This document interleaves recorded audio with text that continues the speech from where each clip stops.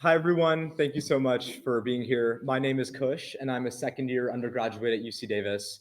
And I'm really excited to present the work that our team is doing on creating a novel algorithm for salt-tolerant protein classification. And we think it's really exciting. So to start, I think it's important to establish why salt-tolerant organisms are so important. We've already identified and sequenced thousands of these organisms as the scientific community, and the vast majority of them exist in archaea and bacteria. And what's really important to realize is that by definition, these halophiles or these salinity-seeking organisms exist in really unpleasant environments, like the bottom of the ocean or near volcanoes. So inherently, it's hard to sequence them. But as time passes, we're going to get more and more sequences. And for microbiologists, a really interesting objective is being able to identify whether the proteins in these organisms are salt tolerant. And it's important to realize that salinity is known to affect protein folding. So the proteins in these organisms need unique adaptations so they can function properly in these environments. For this reason, an effective classification algorithm really needs to meet two important criteria, right? First, it needs to generalize well to these new sequences that we're constantly discovering.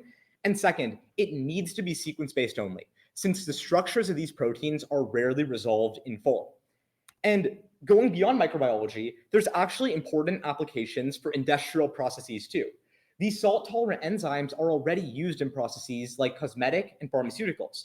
And new research is suggesting they could play a role in waste degradation, essentially breaking down organic matter in wastewater to allow it to be recycled, and simultaneously in biofuels, allowing for enzymes to break down biomass so it can be used for that purpose. For this reason, we think that any effective algorithm needs to function at three levels of understanding. First, at the species level, it needs to broadly be able to identify whether or not a protein comes from a salt-tolerant organism. Second, at the structural level, we can see two highly similar structures right here. And even though they have similar structures, one is salt-tolerant and one isn't. So another important objective is being able to differentiate between those similar structures.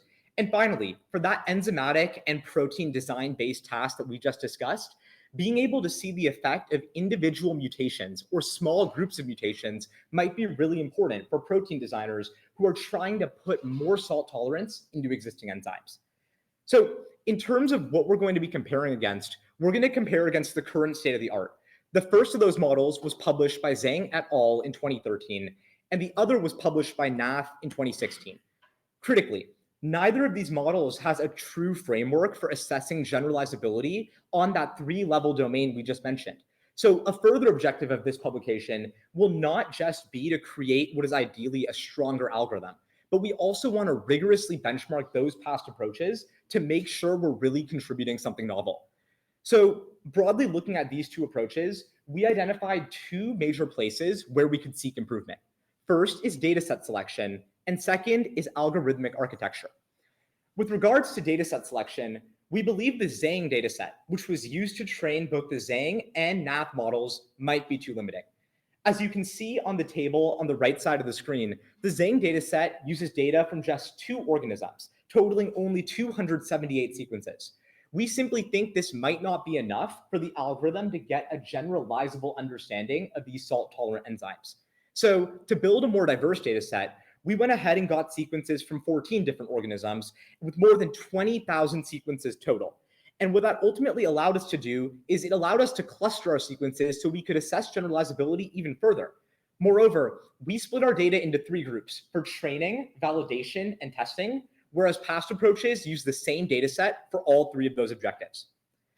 In terms of architecture, a lot of this might remind you of what Caitlin was talking about just a few minutes ago, but both the Zhang and Nath model use manual feature extraction. In the case of the Zhang model, this is essentially like a 1-mer in the context of what Caitlin was talking about in her talk. What we can see here is that for these representations, all that's calculated is 20 features, one for each of the fundamental amino acids, and the percentage composition of that amino acid. This does a reasonably good job capturing the basic primary structure information, but it loses out on a lot of important information, including the neighboring relationships and context for the position of each amino acid. So to build on top of this, the Nath paper in 2016 added on to this 1-mer approach with 2 mers or the dimers of 2 amino acid pairs and all 400 of those possible pairs. And on top of that, added other properties like bulkiness, isoelectric point, and net charge, among other things, to try and get more information about these protein sequences. So this is the approach that they took, but we wanted to take a fundamentally different approach. And here, we use representations from ESM2, which is a protein language model. This is functionally like Word2Vec was, or this is functionally like what Word2Vector did in Caitlin's talk, except this one is fine-tuned for protein sequences specifically. Broadly speaking, how these algorithms learn is that they take an amino acid sequence with certain residues masked as their input. And then over the course of training, millions or even billions of times, they ultimately learn how to identify what amino acid goes into that hidden position just by using the context of the neighboring amino acids and the rest of the sequence. As it turns out, once the algorithm gets really good at this task, it also creates these vector embeddings. While these vector embeddings are a black box to humans, meaning they have no interpretability to us, they contain really valuable information about the protein. And past work has proven that these embeddings encode important primary and even secondary and tertiary structure information, even when just starting from a sequence. So to summarize the architecture that our algorithm uses, first, we'll get sequences and get the ESM2 representations for those sequences. Next, we'll pass those representations into an SVM machine learning model, and that's ultimately used to yield predictions.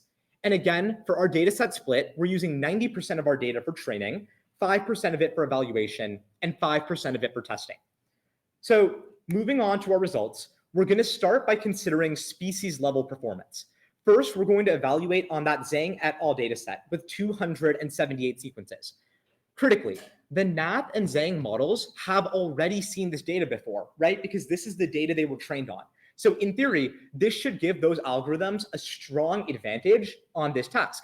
However, despite that, our approach, which is HaloClass, scores 97% accuracy, significantly outperforming both of the past approaches.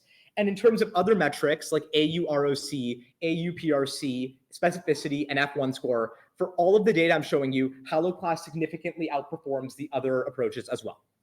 So obviously this data set's a little biased because some of the algorithms have seen the data.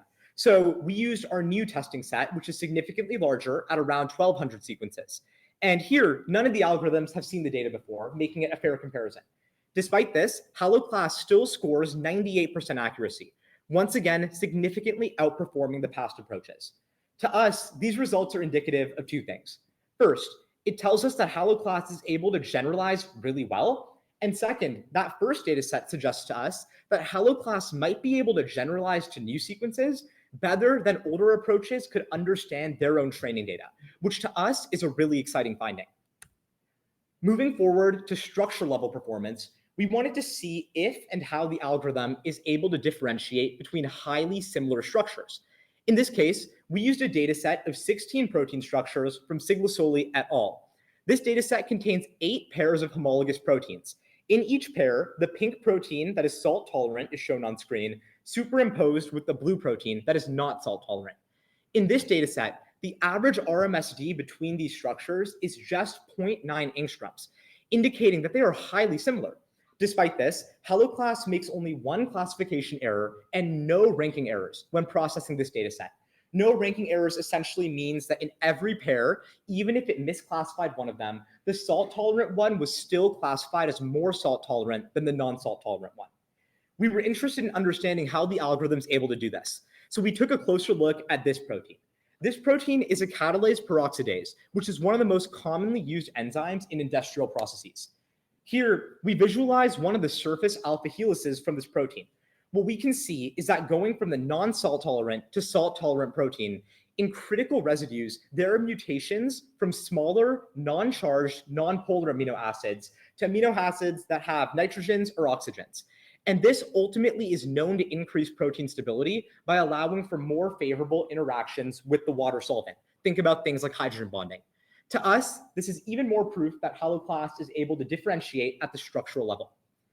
Finally, we evaluated our algorithm on the mutation level. To do this, we used data from Tadeo et al., which was an experimental study that calculated the salt tolerance of a wild-type protein and then compared its salt tolerance against the salt tolerance of 9 different mutants. either reporting if the mutants were more salt tolerant or less salt tolerant. Here we can just see alpha-fold structures of the proteins, in this case, just one of the mutants versus the wild type. And here, the RMSD is 0.4, indicating, once again, highly similar structures. So the first type of mutation that this study tested were charge-preserving mutations, or mutations that kept the overall side chain charge the same, but changed the length. In this case, going from a glutamic acid to an aspartic acid reduces the side chain length by 1 carbon. Experimentally, this increased salt tolerance since the shorter residue is able to form more solvent interactions. In this case, for all 3 mutants, our model accurately predicted the increase, and the NAP model predicted no change. Next, when doing the same change backwards, experimentally, in all 3 mutants, there was a decrease in salt tolerance. And once again, that's what our model predicted. NAP, once more, predicted no change. The third mutation that was tested was a length-preserving mutation, keeping the overall length of the side chain the same, but going from a higher charge to a lower charge.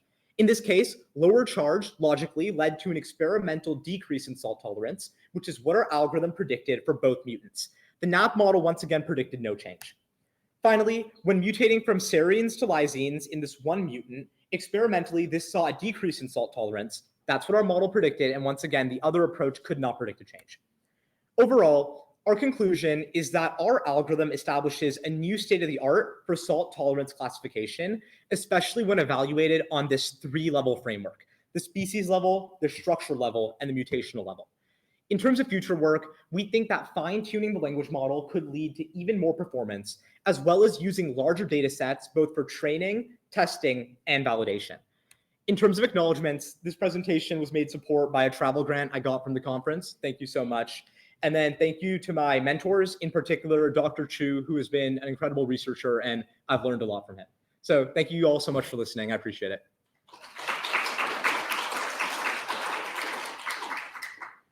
Okay, any questions? Yep. I have a question regarding, you mentioned that these salt protein three-dimensional crystalline structures are lacking, but the data set you use, part of your analysis, that you use a data set that contains the 3D structures of such proteins. How many proteins do you analyze that 3D structure? That in that study. Do you mind Oh yeah. So the question is, if there is a shortage of structures, how many structures were in the structural data set? So in the structural data set, there were 16 structures that we used. And to our knowledge, that's like the biggest combination of a homologous data set. And to us, 16 is pretty limited, especially when there's thousands of new sequences coming out all the time. So that's sort of why we observe a shortage in sequences. So then my follow-up is, you mentioned that your vector, you made the claim that the vector embeddings that you calculated with your model, calculated secondary and tertiary features. How did you verify that with the lack of 3D structure?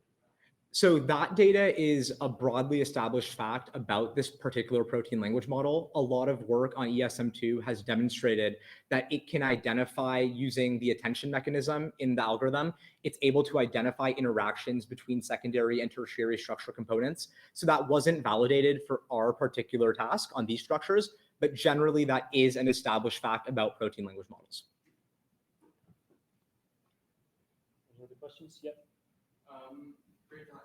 What was the reason behind choosing SVM over any other classifier? So it's funny. Caitlin listed 7 different models in her presentation. Those are the exact 7 we tested as well, and SVM just performed the best out of those 7. Oh, I was just going to ask if you ensured that ESM2 was not pre-trained on any of the structures that you or sequences that you're looking at. Since you made the claim that your model had never seen anyone, like, did you verify that those weren't in ESM2? That's a great observation. We did not verify that, and I think the reason why is because ESM2 has been trained on hundreds of millions of sequences, so we don't think that played too significant a role in the context of this. But that's definitely a great observation.